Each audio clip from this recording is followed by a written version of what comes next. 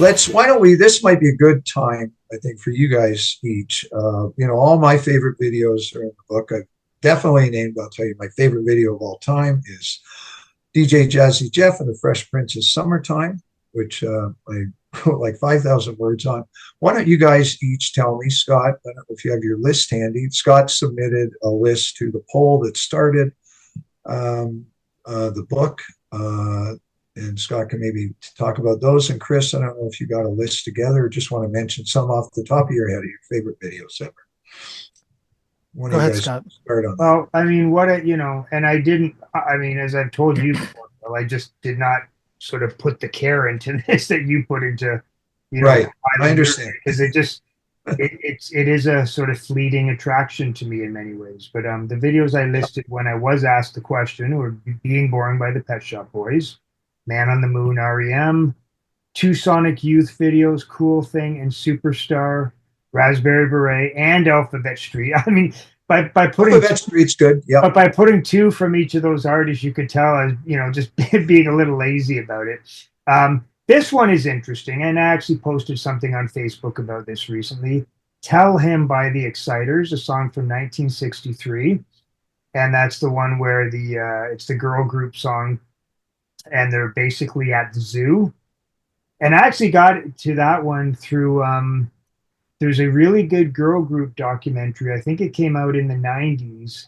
And they're talking about the Exciters and they introduce them and they actually play the video. And I remember in the 90s watching it, thinking, oh my God, this is incredible. Like, what a bizarre promo clip. You've got all these, women from the Exciters and the one guy. It's just kind of corny choreography and stuff. But there is a weird thing. It's got this kind of like biology kind of subtext or something, like almost looking at these like mating bears or something like that. But so that was a kind of cool clip. I put Tracy Ullman, They Don't Know, which I don't even know the video all that well. Oh, it's great. It's great. That's a pretty great video. S Express. In every way, that's great. Express. Yeah. Do you know S Express, theme from S Express? Sorry. I mean, it was a #1 hit in the UK. That's the only reason I know. I mean, I actually watched that video again recently because I was thinking, why did I list that one again? And you know what? It's just one of those videos, and I think there's probably a whole pile of them that just got at something with that whole sort of rave moment. And that was a very kind of interesting visual thing. And it's almost like if you took the aesthetic of sampling or something and turned it into a video, it's got a little bit of that. And that's kind of a frequent, sort of motif during that era, I guess, of British pop. Yeah. And then I put that Elvis Costello one, I Don't Want to Go to Chelsea, which straight up performance. There's one little interesting scene where Elvis kind of goes to a camera, and it just kind of has a neat iconic look. But I actually was before we turn over to Chris, Phil, I was actually going to ask you about the whole aspect of performance videos. When a performance video is done very well, I mean, I might even consider maybe some of the Sonic Youth videos I like are sort of performance-only videos. But you don't have a single performance, what would be called a performance? Not really. I mean, probably the closest, I think the closest might be the English Beats Save It for Later, which is, they're up there performing the whole song, but there's other stuff going on. There's lots of other stuff going on. I don't consider that a performance video, really. No, in terms of a straight performance video, it's not that there's not many that I like a lot, but I didn't include any. No, it needs to be more going on for you. Yeah. Okay, Chris, you got some? I found my list, my top 10, but you want to give some off the top of your head, Chris, some of your favorite videos? Yeah, I'm just going to rattle off some ideas here. I don't have a formal list. I mean, when Scott was just mentioning the Exciters Tell Him, that reminded me that as long as we're talking about proto music videos, like really, really early examples of the form, have y'all ever seen the video for Walk On By Dionne Warwick? Chris, that's it. It's in the book. It's the cover of the book. There we go. It's the cover of but there are two versions too, right, Phil? Did you? No, I'm talking about the one on the rooftop. Is that the one you're talking about? No, the one on the rooftop, and it's a conceptual music video. You know who directs it, Chris? No. A famous French director, Claude Lelouch, that made A Man and a Woman. No kidding. Wow. But yeah. Phil, that makes total sense. Once you know that, Yeah, I would it's have like a guessed, you parody. could have guessed Godard or something like Well, that. I take it almost as a parody of Godard and those filmmakers. Like Lelouch was a very commercial filmmaker. I compared it to Pauline Kael's famous essay ridiculing Antonioni and La Dolce Vita. I think the Dionne Warwick video is kind of a parody of that. I don't know. Mhm. Well, I What do just you? have to mention There's two of them. quickly.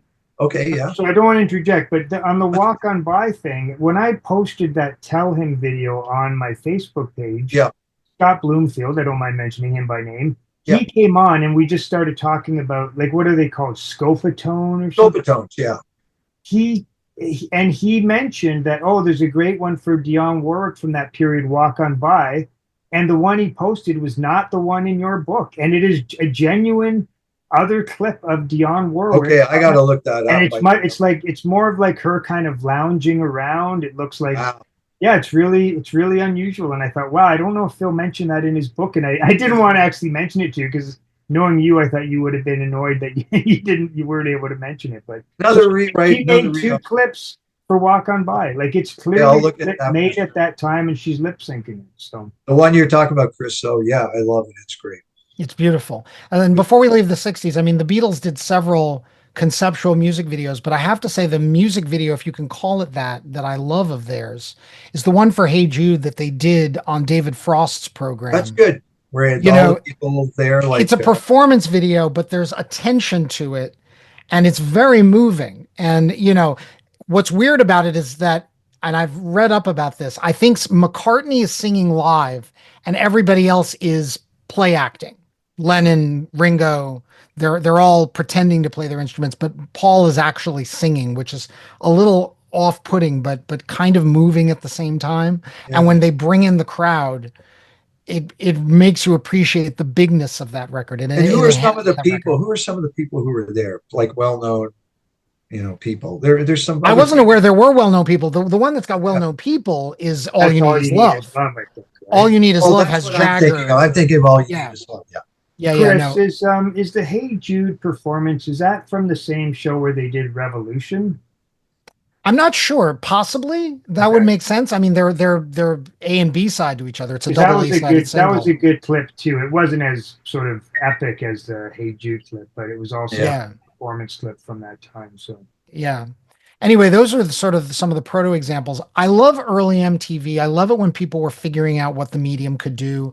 I love, for example, Talking Heads video for Once in a Lifetime. yeah. That often makes these rankings. I know that's a little obvious.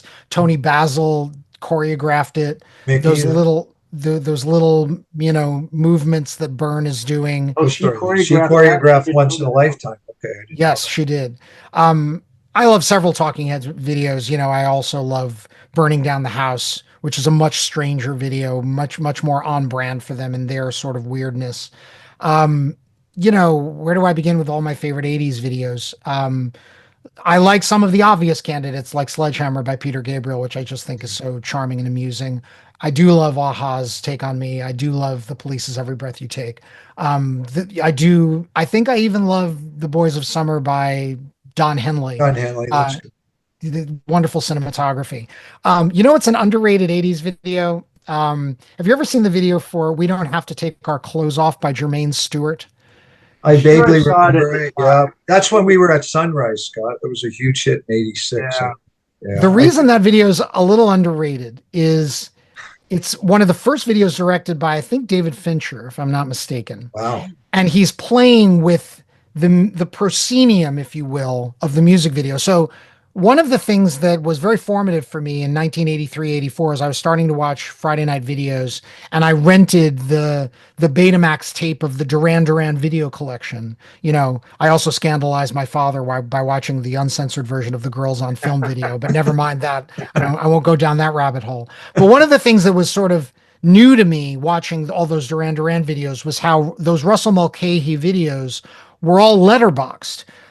I didn't know what letterboxing was for another 20 years when it came to movies, but I got used to letterboxing as a tween and teenager because all of those music videos were letterboxed. In his video for We Don't Have to Take Our Clothes Off, David Fincher plays with the black bars of letterboxing, and he has people sort of sticking horns out of the black bars and playing with the 3D effect of the black bars as if the black bars are physically there. And it's a remarkably sleek video. Bluntly, not to make this, racial, but one thing you saw in the 80s was that for sad and obvious reasons, a lot of R&B videos had lower budgets and were treated as kind of afterthoughts and Yeah. were knocked together rather cheaply unless they were for, a handful of stars, Michael Jackson, Lionel Michael Richie, Jackson, Prince, yeah. Prince, exactly. Yeah, Donna Summers, she works hard for the money is one of the rare early examples. But mostly a lot of black videos were shot on the cheap. This video for We Don't Have to Take Our Clothes Off is remarkably high concept and sleek in a way that's deceptive, and that you have to think back to what videos looked like in 1986 to actually appreciate how cool that video was. Was the song itself, I haven't listened to it, haven't heard it in ages. Was it sort of a Michael imitation or a Prince imitation? The song itself. I guess it was closer to a Michael imitation. Yeah, It was, if you want to know the liked it truth, at the time. I did like what it really was, and I think it was actually produced by narrator Michael Walden. It had more of the post Whitney sound to it. It was, Yeah, it was a record that very much sounded like How Will I Know Yeah. or I Want to Dance with Right. Somebody. It had that kind of shiny keyboard sound. Yeah. Yeah. It was a huge hit. Yeah. I'll look at the Huge hit. video tonight. Yeah. Yeah, so that's a fun one. I like videos that deconstruct the medium and poke fun at the medium. I do love what Spike Jonze does in Sabotage for the Beastie Boys in the 90s. There are several good 90s videos that kind of deconstruct the medium. If you've ever seen What They Do by The Roots, it's one of their earliest videos. They're making fun of the tropes of rap videos and calling out like this is the champagne shot, where we pour out champagne, and this is the gratuitous bikini shot. Right. So it's kind of like Questlove having his cake and eating it too at a very early age. There's a video that an indie rock band on Matador Records called Chavez. They did a video for a song called Unreal Is Here that basically pokes fun at the tropes of hardworking band on the road. I'm putting that in scare quotes. Videos. So picture Motley Crue's Home Sweet Home video in the 80s. Now Right. picture an indie rock band doing a video like Home Sweet Home or Guns N' Roses Paradise City. The incongruity of this much quieter indie rock band doing this thing where they're doing the sound check at the live venue and they're holding up a giant check for charity and they're looking exhausted and they're showing off their hotel room and holding up gold and platinum framed records. I really love that video that just kind of pulls apart all the cliches of a previous generation of music videos. So yeah, those are some that leap to mind in the 20th century, and we could Okay. probably talk about some 21st century examples, but those are some good examples. I So just very have to throw in quickly- one quick Go comment. ahead. I'm shocked in the way that my own list doesn't include any Madonna videos, and not because not because you have to include a Madonna video, but there are a couple I just think are incredible. Like I watched Like a Prayer again recently, and I really do love that video. It's not the narrative part of it though. I won't even go into what I like so much about that video. I could do a top 10 Madonna videos alone. Borderline. Yeah, I looked at her list, and there's so many memorable Madonna videos, I do have to say. Express Yourself, the one that's an homage to Metropolis, again by David Fincher, I think. Open Your Heart. Oh. Open Your Heart is my favorite Madonna song, and the video is part of what makes that song great. Yeah. Obviously, Material Girl. I know Madonna doesn't like that song anymore, and she never wants to play it live again as long Is as. Vogue But the video's great. is Vogue Fincher's video? Yes, Vogue is Fincher. Vogue is great. Vogue is legendary for a reason. Yeah, that makes top 5 of Who all did time. Justify My Love? Do you know? Was that someone famous? I think that's Mondino, if I'm not mistaken, Jean-Baptiste Mondino. I would have to double check that, but that off the The top two of my most head. surprising omissions when I thought about it afterwards that I left out of the book would be Madonna and the Pet Shop Boys. I don't know why. Whenever I made up my list, which kind of guided the book. Well, I do know that at Pet Shop Boys, the year I voted for Flamboyant, there was a video for Flamboyant that I absolutely loved, and I'm convinced that that's not the one that's on YouTube now. I don't know whether it's one that they pulled and changed or whether it was the video was a user uploaded video, but I could be wrong. I'm convinced the one that's up there now is not the one that I loved at the time, and I would have voted for that. I don't know why I left Madonna off out of the book. I just did. And before I forget, we should also briefly talk about rap videos, which are their own category. I mean, Right. there's so many classics. I happen to love "Nothing But a G Thing" by Dr. Dre and Snoop Yes, Dogg. yeah. There's something about the vibe of that video, the kind of lazy vibe, and that I don't know, just has always kind of charmed me. I love LL Cool J's "Going Back to Cali." Yeah, I that's feel good. like that's an underrated video that, people don't remember anymore, but that was kind of artsy in its day. It Um, Takes Two is a good video from what I recall. yeah, Rock yeah, bass. that's It's a like good very, video. Remember, very rough hewn sort of thing, right? Like, is the sort of image shaking on It Takes yeah, Two? and it just got a very grainy look through much of it. It's Yes, graininess. effective, actually. I'd like to watch that again. Actually. I think in the book, besides the Fresh Prince, I've got Warren Hill's Doo Wop, which I've always loved. I've got I don't think many people think much about this anymore, but I still love Arrested Development's People Every Day. I've got Hey It's a Ya. good video. I think it's a great video. And I love that it uses the remix of that song because the remix of that song is better than The the album album version version. is terrible. I It's know terrible. it's The not. the single version is like light years better. It's I so was much shocked better. when I bought the CD, and it's like this is not the song I remember. Wow. Yeah. And I think, I could catch hell for this. I've got Hey on there, but I used the great Charlie Brown mashup, Yeah, which I just, that's totally legit. I mean, That's I legit. know. I But mean, anyway, so very quickly, these are my 10 favorite videos, or at least the 10 that I listed at the time that I did the poll. Number one, Fresh Prince, Summertime. Two, the shop assistant safety net video, which I just love, which is everything great about this, indie band in '86 and just having fun. The Julie Ruin Lookout, which is just taking footage from Stanley Donen's, what's the Audrey Hepburn film Stanley Donen made? Charade. Charade. It's just taking footage from Charade. Todd Terje's Inspector Norse, which is very elaborate. Rihanna's Cheers, which I just love. I don't know if that's a famous video. Wilco, a user-made video for I'm Trying to Break Your Heart. Bananarama's Cruel Summer, which I just absolutely, Terrific video. song and the video I think are just brilliant. User-made video for Guided by Voices, Motor Away. Cyndi Lauper's Time After Time, which I didn't include in the book only because I wrote about it in the movie music book. I think that's just a brilliant video from start Beautiful to finish. video. And the one that this guy made for Bob Dylan's Like a Rolling Stone, which you cannot now watch. You must know that video, Chris, the one that came out with great fanfare in 2013, the cable network where you're able to flip stations and watch, and everybody's lip syncing Like a Rolling Stone. I don't think I've seen it. That sounds amazing. That's amazing because it was a story at the time. It was covered in Pitchfork. It was covered all over the place. I don't know if Dylan commissioned it. I think CBS commissioned it because he was putting out a box set, hired someone, said, make a video for Like a Rolling Stone. And it is so, again, talk about disconnect. It's the last thing you would ever think of.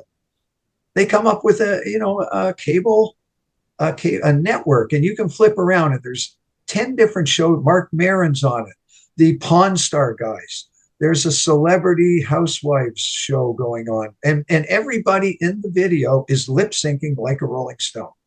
You've got these women arguing on the housewives show, but they're all are saying lines from Like a Rolling Stone. It's brilliant. Unfortunately, I checked now. You go to the site, it just spins around and around.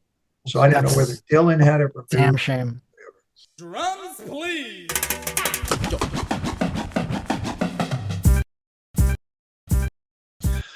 Listen, guys, why don't we end up with this one question?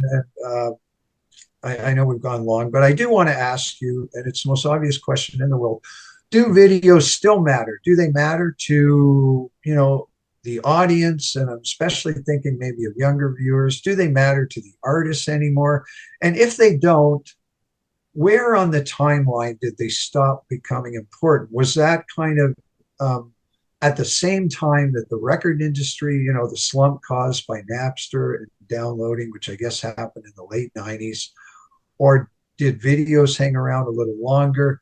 Like, I don't even know if much music and MTV even play videos anymore. They have all these shows. I have no idea. Years ago, I think. Do videos matter at all now? Are they just, is it just kind of this graveyard that exists on YouTube that, somebody like me is still paying attention to, but nobody else cares about? I would answer this. Okay, I have a lot of thoughts about this. I think the short answer is I think they do matter. Nowadays, younger generations call them visuals. They don't call them videos anymore. That's a new term of art that, frankly, I'm still trying to wrap my brain around. Change your book title, Phil. What's your favorite? Give me your 10 favorite visuals. Visuals, literally, is what visuals. And I did want to say, Chris, you did write about the importance in your book of the Little Nas X video Yeah. in marketing that song. Yeah, no, it mattered, and it gave the song a boost. I would say, okay, in terms of the timeline of when videos started to not matter and then began to matter again. Again, the technology matters. Two things killed videos on MTV: ratings and technology.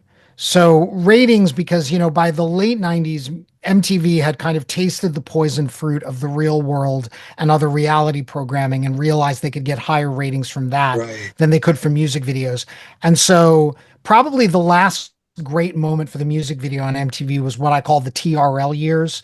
TRL launches in 1998, and all of the girl groups and boy bands and Britney that come along with that. That's kind of the last great wave of the music video on MTV.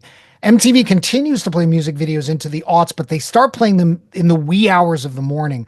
I had a habit around 2004, 2005 when I got my first TiVo of setting my TiVo to record whatever music video blocks MTV was playing at 2, 3, and 4 in the morning, because it was literally the only time you could watch just straight music videos. And then the other thing that killed music video on MTV was technology.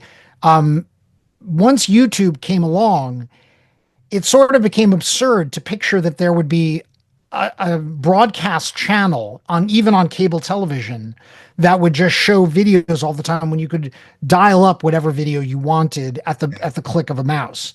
Then it kind of became pointless. However, YouTube is the Lord giveth, the Lord taketh away.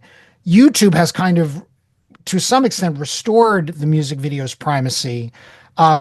Now what you find, speaking as a chart follower and somebody who follows the industry, the part of the reason why they call them visuals, not videos anymore, is because a hit song will frequently have multiple bites at the apple. They'll do a lyric video, then they'll do what they call a visualizer. That's yet another weird term of art that has cropped up just in the last 10 years. A visualizer is usually a cheap version of the music video that, frankly, when we were younger and watching MTV, would have been considered good enough as a music video. But now it's kind of like if you do the dirt cheap version with a low budget, they call that a visualizer, not a video. Is that what Beyonce did with her country? Yeah.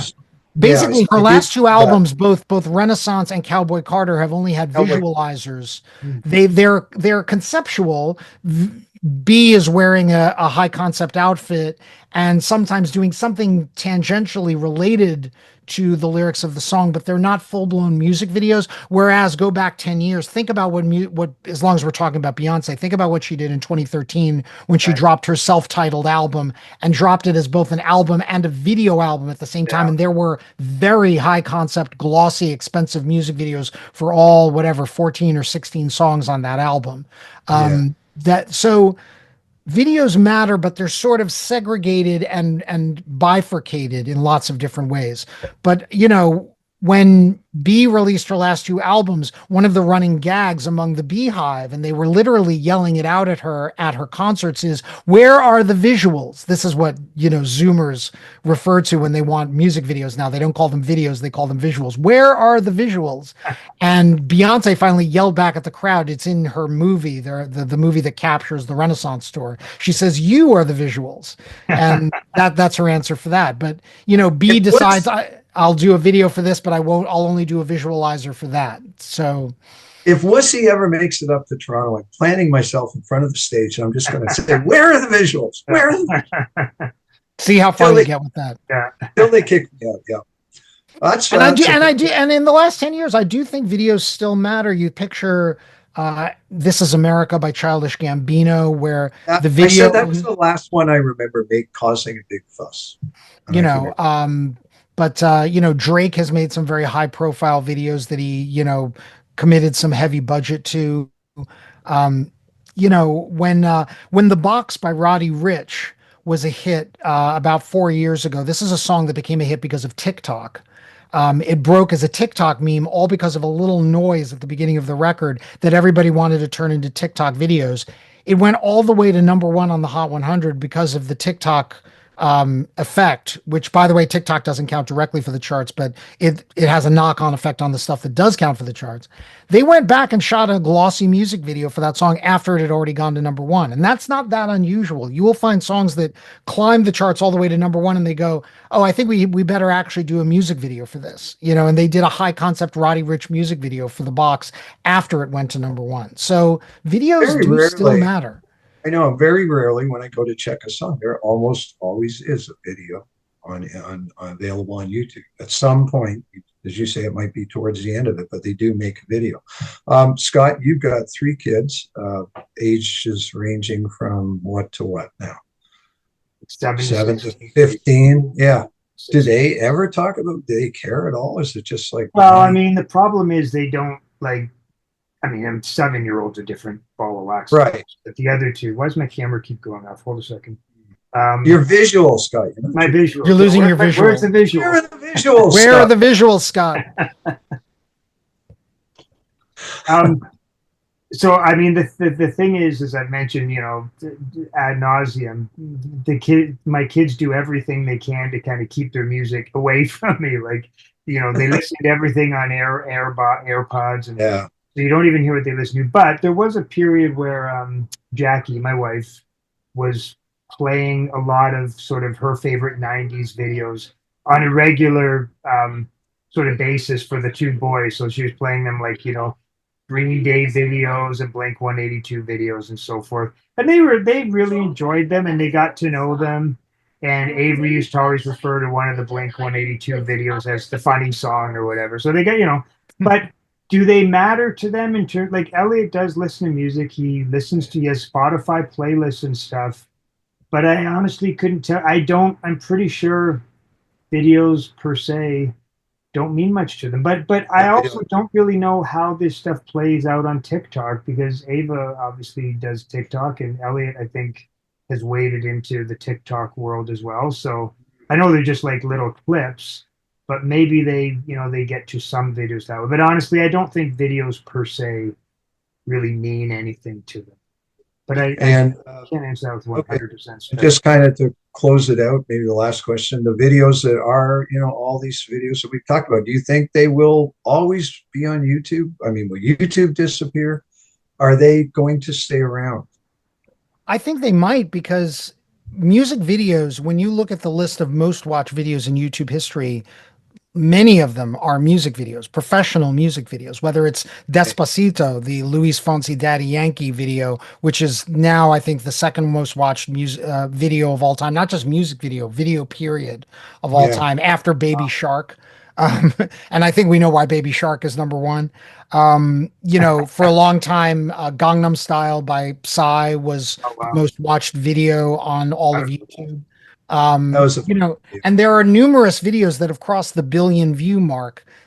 Smells Like Teen Spirit by Nirvana has, crossed the billion view mark, and lots of other classic music videos have crossed the billion view mark, which means they are being monetized. There's advertising on those videos, and they're making somebody money. So I think they will. For this, call me, Pollyanna-ish, but I think the music videos do quite well on YouTube. They're probably one of the easiest forms of content to, monetize on YouTube. So I can't imagine why they wouldn't continue for the foreseeable future, as long as there is a YouTube. Yeah, as long as there is a YouTube. I've always waited for YouTube to disappear, just because I know it's too good to be true for me, that I can go on there and watch all this stuff for just the inconvenience of a few ads. That's all. I've always found it amazing. I think Marcus agrees with me there. He's always saying YouTube is the one thing on the internet he loves, right? Yeah. Well, let's hope Donald Trump doesn't go to war with whoever runs YouTube, because that's true. That would be Google. I worry about, but Google. I wouldn't put it past him, but we'll see. Yeah, I know. That's the only thing. That's the only possible reason I could see why something like that would ever disappear, because it'd be some. Ironically, at the end of his last presidency, he was going to war with TikTok. Exactly. And now that That's what I was thinking. there's an actual bill that passed Congress to eliminate TikTok if it doesn't get sold. They're Yeah, saying that Trump might perversely be the one who saves it. So go figure. yeah, yeah. But Okay. I think those videos will always survive, just like pop songs do, right? Like there'll be an outlet for them all somewhere. Yeah, I think, as I wrote about the videos that I love, to me, they really are kind of art. They're very artistic, and I would hate to see them disappear. I mean, that's the subtitle of the book, the 50 videos that should never disappear. And I hope they don't. And I hope the forum, as Chris says, money to be made, they'll always be around. That's all I've got. You guys have any closing thoughts? I really appreciate you taking out time for this. Very much enjoyed the discussion. I've got a question for Chris, actually. Yeah, go ahead. Since you've got Fire your away. ear to the ground way more than I do. Like, does someone, like an artist I've been thinking about lately, and I should just, I'll click around and investigate eventually, but like, does Lana Del Rey make good videos? Like, I can't imagine that she doesn't have some good videos, but does she care, or are they just ordinary? Like, I've never seen an exceptional Lana Del Rey music video. Okay. She seems to be a streaming artist in the sense that her albums, Born to Die, I think has been on the album chart for years because people just keep streaming the music week in and week out. I Right. don't remember too many exceptional Lana Del Rey music videos, high Okay. concept music videos, but Because she I could seems be like wrong that about kind that. of artist, right? Like, she's very image conscious, and she's got a great style and tries a lot of different things in her music. So but yeah, like I'm just wondering, like, 30 years ago, a Lana Del Rey would put, half of her budget Oh probably. yeah, music making videos would good have been videos, everything right? for So her. it's interesting Exactly. the way it has kind of changed in that way. So that's She interesting. does seem like that kind of artist who, as you say, in another time, another place, she would have been producing amazing videos. Yeah, yeah. On the other Uh, hand, to speak of one of her contemporaries, Taylor Swift has I was won going to ask Video of the about that Year too. multiple times. She's directed several videos, and several of them are legitimately great. Blank Space is a legitimately great video. Antihero is a great video.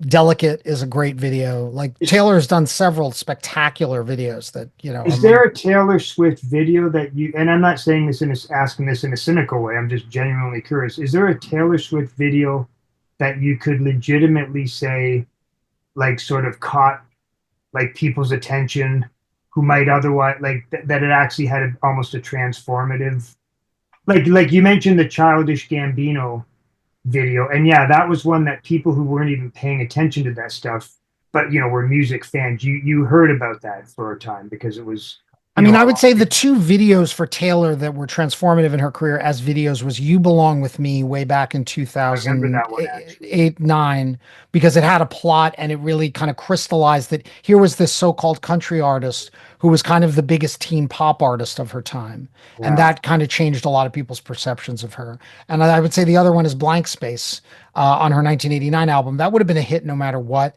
But there's actually good acting in that video. Like literally, it's probably the best acting I've ever seen. You know how they say that Madonna has never been great as an actress in a movie, but she's been spectacular as an actress Yeah. in music Yeah. videos? Taylor is yet to have a great acting role in a movie, the very small handful of times she's acted in movies, but she's done some phenomenal acting in music videos. And I would say Blank Space is just about the best. Okay. Ariana Grande seems to put a lot into her videos. Yeah, too. that's a good Sure. example. Yeah. Yeah. The Yeah, I mean, think about Thank You Next. There's another example. That song got to number one in 2018. And then about a month into its run at number one, the release of the music video was an enormous event. And it was a high concept set in high school music video. Or the Barbarella videos, a lot of money and time and effort Sure. seems to that one, and it's a good video. Interesting. Okay, guys. So thanks again. And remember, Scott, you must get in my Will Smith Oh yeah. Fresh Prince T-shirt at one point. And This is Phil. what Phil wears during, and the book. It Yes, should go without saying, congratulations on Congratulations. another great book. Never really said that off the top, but see that. Hold that up so Chris can see Dionne Warwick. Dionne Warwick. I didn't realize that was Dionne Warwick on the cover. That's amazing. And I was surprised to discover. What Scott tells me of the second video that really has me intrigued. But I was amazed to discover that video, the one we're talking about, and to find out that Claude Lelouch directed it. It was like amazing. Yeah. It may even predate the Beatles in terms of what they did on videos? I think it came out in '64. I don't think, maybe Hard Day's Night, the film came out first, but Right, one, but that they weren't doing one videos yet. Beatles video, I wish you could still find. It's very similar. I wrote about the paperback writer video, and this one's very similar, but the one they did for Rain with the backwards masking and everything, which was just beautiful. That's a good one too. It's been pulled off. You can't get it. You would have to buy some kind of video collection. Really, you can't get that on. You can't see that on YouTube. Right? Can't find on YouTube. No, that stuff comes and goes on there. Yeah. Okay. Thanks again, guys. And All right. Thanks, guys. That was once fun. Scott gets this together, Chris will get word to you. Thank you. I'll put it up on Facebook and put it up a couple other places too. Okay. All right. I look forward to it. Thanks so much, you guys. Right, Take care. guys. Talk to you later.